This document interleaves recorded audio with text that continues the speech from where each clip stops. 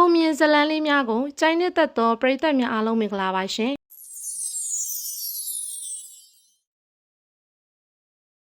ဒီတစ်ပတ်တင်ဆက်ပေးမယ့်အကြောင်းအရာလေးကတော့သူတစ်ပါးပစ္စည်းကိုပိုင်ရှင်မသိအောင်ခိုးယူခဲ့ပြီးကြီးပွားချမ်းသာနေသောဥပထွန်းအကြောင်းပဲဖြစ်ပါတယ်ရှင်ပုံမြင်လေးကိုစလိုက်ရအောင်နော်တခါတော့ကစံကုန်တဲ့ဥတာအောင်ဟာသူဝဲထားသမျှဆန်အိတ်တွေကိုဆက်လေကြီးပေါ်ပြေးတင်ပြီးတွန်တင်းမျိုးကစံပွဲယုံမှသွားသွင်းကအပြန်ခီးမှာတော့တပည့်ဖြစ်သူဘာထွန်းနဲ့အတူဆက်လေလေးစင်လုံးငှားပြီးတော့ဒူးချောင်းရွာသို့ပြန်လာခဲ့လေတယ်တွန်တေးအလွန်မြစ်သုံးဆိုင်ကိုဖြတ်မှာပဲအချိန်ကမဟုတ်ပဲမိုးလီထန်လာတော့တယ်ဟောလေမိုးတွေထန်လာပါလားဘာထွန်းရေရေဒီယိုကမွန်လိုင်းရှိတယ်လို့ကြေညာထားတယ်လေဒုက္ခပဲဒီမြစ်သုံးဆိုင်ကိုမြ мян ကြော်မှပဲတစ်ဖက်ကန်းဆက်နာရောက်လူမှာပဲမိုးသေးလာကလေပြင်းကြပြီးပြင်းထန်လာတဲ့လှိုင်းလုံးတွေရဲ့ရိုက်ခတ်မှုကြောင့်အောင်မလေးဗျဆက်လေလေးမောက်ခါနှိမ့်မြုပ်သွားတော့တယ်ဘာထွန်းဟာလှိုင်းကြားလေကြားမှာအသက်လူကူးခတ်ရင်မျောပါသွားပြီးအတော်ကြီးကြတော့မှကိုင်းမင်းလေးပေါက်ရောက်နေတဲ့ကန်းဆက်ပေါ်မှာသွားတင်တော့တယ်ဟူးတော်ပါသေးရဲ့အကိုကြီးကိုသားအောင်တော့တေပြီလားမသိဘူးဘာထွန်းဟာကန်းဆက်ပေါ်ကုတ်ဖက်တက်ပြီးမောပန်းလွန်းတဲ့အတွက်မိုးလေငိမ့်တဲ့အထိလဲလျောင်းနေလိုက်တယ်မိုးလေငိမ့်သွားတော့မှထလာရဝါတရိုက်လောက်အကွာမှာလူတယောက်တောင်မြင်ပေါ်မှာလဲလျောင်းနေတာကိုတွေ့လိုက်ရတယ်ဟာအကိုကြီးကိုသားအောင်မလားတေများတေပြီလားအသက်မရှူတော့ဘူးတေနေပြီပဲဒီချိန်ခဏလေးမှာတော့ဦးတာအောင်လွယ်ထားတဲ့လွယ်အိတ်ကြီးထဲမှာငွေစက်ကူတွေနဲ့ပြည့်နေတဲ့အထုပ်တစ်ထုပ်ကိုတတိပြိုးလိုက်မိတဲ့အခါမှာတော့လောဘစိတ်ကဘာထွန်းကိုလွှမ်းမိုးသွားတော့တယ်အဲ့ဒီငွေတွေကိုငါရလိုက်ရင်သူတစ်ပါးရဲ့အစီကံဘဝကလွတ်ပြီဘာထွန်းဟာလွယ်အိတ်ကိုချွတ်ယူလိုက်ပြီးငွေတုပ်ကိုနှိုက်ယူလိုက်ခါလွယ်အိတ်ကိုရေစည်းတဲကိုမျောလိုက်တော့တယ်အဲ့ဒီနောက်ဘာထွန်းဟာဦးတာအောင်ကိုဒီအတိုင်းပြစ်ထားခဲ့ပြီးရွာဘက်စီသို့ရှောက်လန်းလာတော့တယ်ရွာပြန်ရောက်လာတဲ့အခါမှာတော့ရွာသူရွာသားတွေရောဦးတာအောင်ရဲ့မိသားစုကပါစိုးရင်ပူပန်စွာဝိုင်းမေးကြတော့တယ်ဘာထွန်းကိုတာအောင်ရောဖေရောအကိုဘာထွန်းမောင်နိုင်မိပြီးဆက်လေမောက်သွားတယ်လေလှိုင်းကြလေကြမိုးတဲတဲတဲ့မှာတယောက်တကွဲစီဖြစ်သွားတော့အကိုကြီးကိုသားအောင်ကိုသတိမထားမိတော့ဘူးအဲ့ဒီချိန်မှာပဲတော်သမားနှစ်ယောက်ကလည်းဘာထွန်းတို့ရွာကပဲမို့သူတို့ကဆက်လေမောက်တဲ့အကြောင်းကိုထောက်ခံပြောဆိုလိုက်တယ်ဟုတ်တယ်ဗျဒါဆိုရင်ဖေသေးပြီထင်တယ်အကိုကြီးကိုသားအောင်ကိုမကယ်လိုက်နိုင်လို့စိတ်မကောင်းပါဘူးဟာဘာထွန်းဟာသူဖြောင်းလာတဲ့ငွေတို့အကြောင်းကိုဘသူကိုမှမပြောပြပါဘူးနောက်2ရက်လောက်ကြာမှာတော့ဦးတာအောင်ဟာရွာစီသို့ပြန်ရောက်လာခဲ့ပါတော့တယ်ဟာဦးတာအောင်ကြီးရွာစီပြန်လာနေပါပေါ့လားဟေးဟုတ်တယ်ဟာဦးတာအောင်ကြီးမသေးဘူးဟေ့ဦးတာအောင်ကိုတခြားရွာကတငါတဲ့တယောက်ကတွေ့ပြီးဂူညီကဲဆဲခဲ့လို့မျောနေရကသတိပြန်ရလာကအဲဒီရွာမှာ2ရက်လုံးနားနေပြီးမှဒူးချောင်းရွာစီကိုပြန်လာခဲ့တာပါဦးတာအောင်ဟာရွာကိုရောက်ချင်းမှာပဲဘာထွန်းကိုခေါ်တွေ့တယ်ဘာထွန်းမင်းလည်းမသိဘူးနော်ငါဖြင့်မင်းအတွက်စိတ်ပူလိုက်ရတာကွာနှုတ်ဒါထက်နေပါဦးငါငွေတွေထည့်ထားတယ်လွယ်အိတ်ကိုမင်းမတွေ့မိဘူးလားဘလို့လို့တွေ့မှလဲဗျာကျုပ်တောင်အသက်မနှဲလူပြီးတော့ကူးခတ်ရတာဗျလှိုင်းကကြီးလေးကထန်မိုးကသဲနေဗျာအေးဟုတ်ပါတယ်ကွာငါဒုက္ခရောက်ပြီကွာဘာဖြစ်လို့လဲအခုရွာပြန်ရောက်နေပြီပဲဟာဘာဒုက္ခရောက်မှာလဲဗျငါပုံအော်ရင်နေထားတဲ့ငွေတွေကုန်ပြီကွာမြို့မှာစံစည်းကောင်းနေတယ်လို့ကြားတာနဲ့ဥဘိုဝါစီကငွေတွေပါထက်ချေးပြီးစံနေပုံအောတင်သွားမိတာဘာထွန်းရခုတော့ရှိသမျှကုန်တဲ့အပြင်အကျွေးပါတင်ပြီကွာကံပေါ့ဗျာ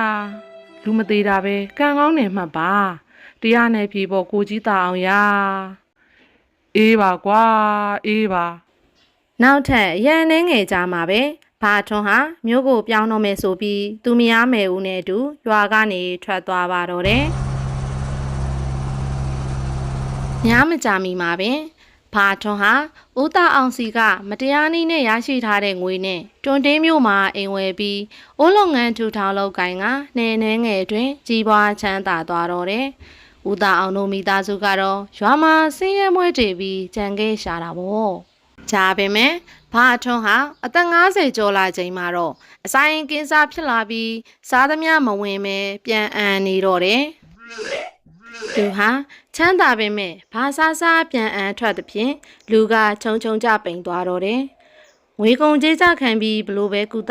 မပြောက်ခင်ပဲဝေဒနာကပိုးလို့တောင်ဆိုးလာပါတော့တယ်။ဘာထွန်းဟာဒီလိုမျိုးစားရမဲ့တောက်ရမဲ့ဖြစ်ပြီးဒေခံဤချိန်ကြမှာပဲ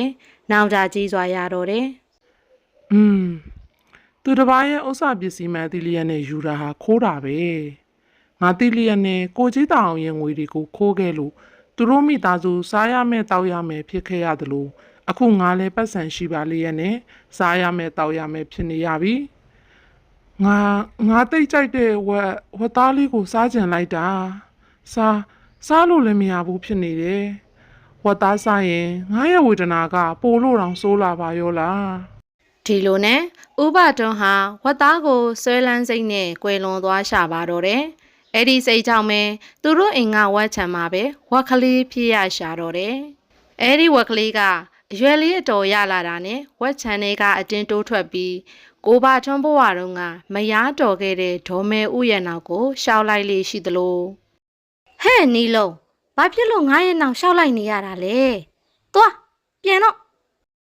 လူဘဝတုန်းကသမီးတော်ခဲ့တဲ့မက်ကြီးမုံရဲ့နောက်ကိုလည်းတကောက်ကောက်ရှောက်လိုက်နေလို့ရက်ွက်ထဲကပါလောင်ပြောင်ကြတော့တယ်။မက်ကြီးမုံရဲ့လင်ငယ်လေးလိုက်လာပြီဟေးဟာ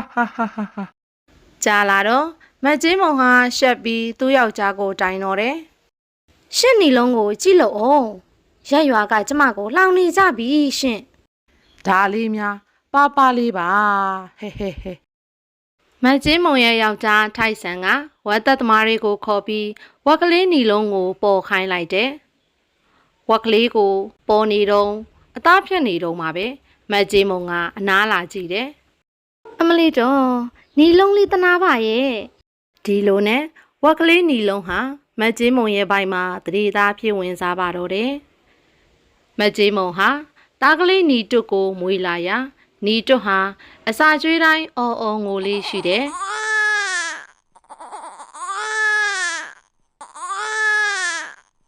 နီတွတ်လေး3နှစ်သားအရွယ်စကားကောင်းကောင်းပြောတတ်လာပြီးသွားတက်လာတတ်တဲ့အခါမှာတော့မိဘတွေကမေးတယ်သားလီအစာစားတိုင်းဘာဖြစ်လို့ငိုနေရတာလဲကွယ်မြို့မကြလို့ဘာဖြစ်လို့မြို့မကြတာလဲကွယ်ဒီနေရာမှာကံအားလျော်စွာနီတွတ်လေးဟာအတိတ်ဘဝတွေကိုသိမြင်နိုင်တဲ့ဇာတိတ်တရဉာဏ်ရရှိထားလို့အတိတ်ဘဝတွေကအကြောင်းအရာတွေကိုပြောပြနေပါတော့တယ်။တာဟာ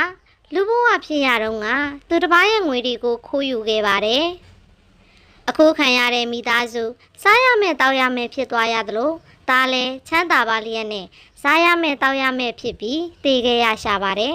။အဲ့ဒီနောက်ဝက်ကလေးနီလုံးဖြစ်ခဲ့ရပါတယ်။လူဘဝကတားရဲ့နာမည်ကဘာထွန်းမှာသူတစ်ပါးရဲ့ပစ္စည်းဥစ္စာကိုခိုးမိလို့သူတို့မိသားစုခံစားရသလိုဒါလည်းစားရမယ်မဲ့တောက်ရမယ်မဲ့နဲ့ဖြစ်ခဲ့ရတဲ့ပြင်အခုဘဝအထိအစာစားရမှာမျိုးမကြတဲ့ယောဂဆွဲကပ်ပြီးငိုမိနေတော့တာပါပဲဗျာဟဲဒါဆိုသားကအမေတို့ရဲ့ဖေဥပချုံပေါ့ဟုတ်ပါတယ်ဗျဒါဆိုရင်သားကဒီဝေကျွေးကြီးကိုတစ်သက်လုံးဒီလိုပဲခံနေရမှာလားသားခိုးယူခဲ့တဲ့တူးချောင်းရွာကဥတာအောင်တို့မိသားစုကိုဆင်းရဲတဲ့ဘဝကလွတ်အောင်ကိုကြီးထောက်ပံ့ပေးမယ်ဆိုရင်ဒီဝေကျွေးကြီးကကျွတ်မယ်ထင်ပါရဲ့ဗျာကောင်းပြီအဖေတို့မေတို့အဲ့ဒီရွာကိုလိုက်သွားပြီးဥတာအောင်တို့မိသားစုကိုတွေ့အောင်ရှာမယ်ပြီးရင်သားပြောတဲ့အတိုင်းထောက်ပံ့ကူညီပါမယ်ကွယ်ဒီလိုနဲ့နီတူလေးတို့မိသားစုတွေဟာတူးချောင်းရွာစီဆက်လေစင်းလုံးငါပြီးသွားကြတော့တယ်တူးချောင်းရွာရောက်တယ်ဆိုရင်ပဲနီတူလေးကဦးဆောင်ကဦးတာအောင်ဤအိမ်ရှိရာသို့တန်းသွားပါတော့တယ်ကိုကြီးတာအောင်ကြီးပြို့ကိုကြီးတာအောင်ဟေးဘယ်သူလဲကွာကျ ကျုပ်ဘာထွန်းလေ ဘယ်ကဘာထွန်းလဲကွာ ကိုကြီးတောင်ရဲ့တပည့်ဘာထွန်းလေဗျာ ဟေး ဒီမှာနေမယ်နီကျွတ်လေးရဲ့အဖေနဲ့အမေဟာဦးတာအောင်ကိုဖြစ်ကြောင်းကုံစင်ရှင်းပြပါတော့တယ်ဖြစ်ရပုံကတော့အဲ့ဒီအတိုင်းပဲအဘရေအခုကျမရဲ့ဖေဖေတစ်ဖြစ်လဲကျမရဲ့သားလေးနီတော့ကတန်တရားကျွေးထွက်မပါအောင်အဘတို့ကိုကူညီထောက်ပံ့ပေးဖို့လာခဲ့တာပါ အော်ဒီလိုလားဖြစ်ရလေဘာထွန်းရဲ့ဖြစ်ရလေ အဲ့ဒီလိုနဲ့နီတိုလေးဟာတန်တရားဝင်ကျွေးဆက်ပြီးမှပဲအစာစားတိုင်းငိုစရာမလိုတော့ပဲစားကောင်းတောက်ကောင်းဖြစ်သွားပါတော့တယ်ဒီဇလန်လေးမှာပါတဲ့ဘာထုံလို့သူတစ်ပါးပစ္စည်းကိုတီး၍ပဲယူယူမတီး၍ပဲယူယူအာရိဏဒါနာကံခိုးမှုမြောက်ပါတယ်ကိုမိသားစုကောင်းချိုးအတွက်သူတစ်ပါးမျက်ရည်ကြီးငယ်ကြားဒုက္ခရောက်ရမယ်ဆိုရင်ဝတ်ဆိုတာကတန်တရားတစ်လျှောက်မိမိနောက်ကနေရိပ်ပမာလိုက်နေမှာပါပဲကိုကတော့ကိုမိသားစုစားဖို့အများကောင်းမှုဆိုပြီးတော့လှုပ်လိုက်တဲ့မကောင်းမှုအကုသိုလ်ကံဟာအကျိုးပေးပြန်ခံစားလာရတဲ့အခါမှာကျူးလွန်သူကိုတယောက်တည်းသာပြန်ခံစားရတာဖြစ်ပါတယ်ဒီအကြောင်းလေးကိုသင်ခန်းစာပေးလိုခြင်းဖြင့်ဤပုံမြင်လေးကိုတင်ဆက်ပေးလိုက်ခြင်းဖြစ်ပါတယ်ရှင်ပုံမြင်လေးကတော့ဒီမှာတင်ပြီးဆုံးပါပြီရှင်အဆုံးထိနားထောင်ပြီးခဲ့ကြလို့အထူးပင်ကျေးဇူးတင်ရှိပါတယ်ဒီဇလန်လေးကိုမြင်းမုံမီမီစာပေမှထုတ်သောပုံမြင်များထဲမှာပြန်လည်ထုံးနှုတ်တင်ဆက်ပေးထားခြင်းဖြစ်တဲ့အတွက်ကြောင့်မို့လို့မြင်းမုံမီမီစာပေကိုလေးစားစွာ credit ပေးပါတယ်ရှင်။နောက်မှလည်းပုံမြင်တဲ့ဇလန်သစ်လေးများကိုတင်ဆက်ပေးဦးမှာဖြစ်တဲ့အတွက်ကြောင့်မို့လို့ကျမတို့ရဲ့ My Story Channel လေးကို like and subscribe လုပ်ထားပေးကြပါဦးနော်။အားလုံးပဲမင်္ဂလာရှိသောနေ့ရက်လေးတွေကိုပိုင်ဆိုင်နိုင်ကြပါစေရှင်။